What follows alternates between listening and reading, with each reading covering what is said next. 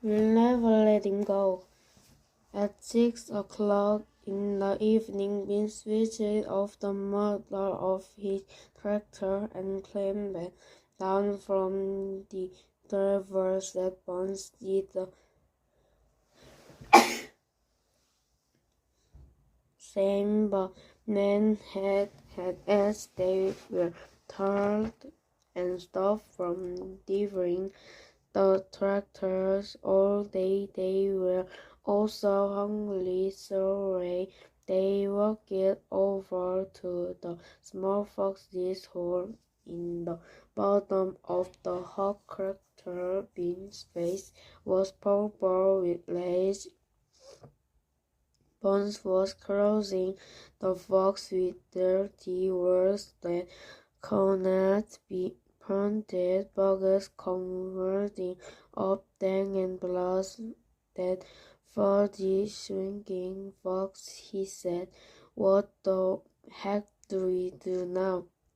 I tell you what we don't do, Bean said. We don't let him go. We'll never let him go.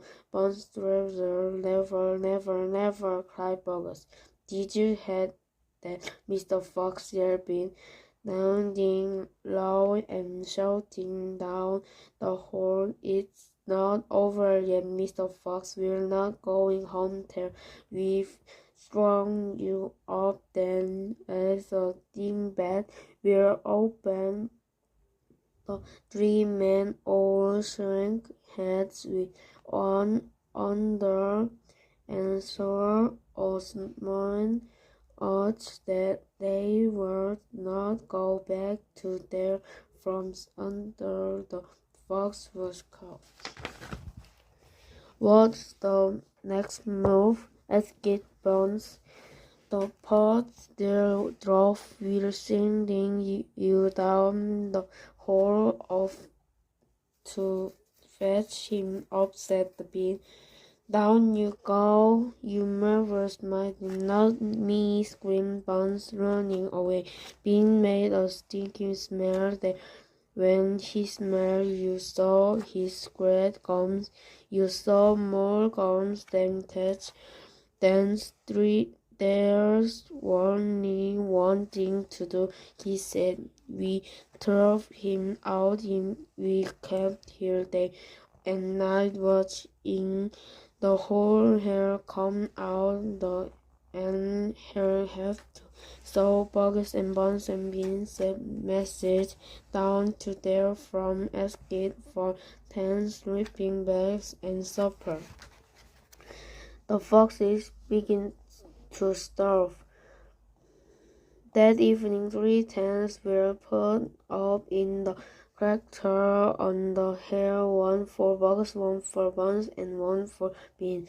The tents saw that Mr. Fox hole and the 3 farmers sat outside their tents eating their supper. Bugs and their boiled chickens, some there in dumplings. Bones sat sick down hers filled with drizzling goose liver paste, and Bean had 2 gallons of kinder. All 3 of them keep their guns beside them.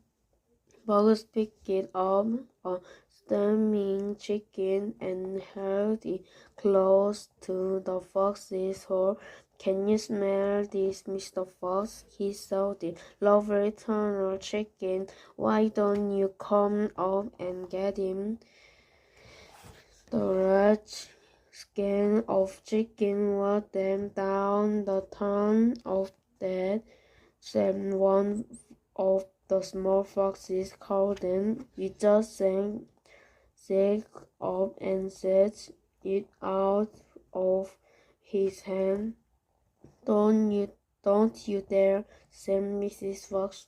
That's just what they want you to do. But we're so hungry, they cried. How long will it be till we get something to eat?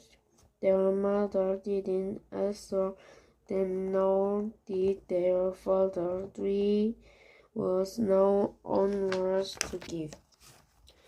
Esther guessed for buns and beans switched on the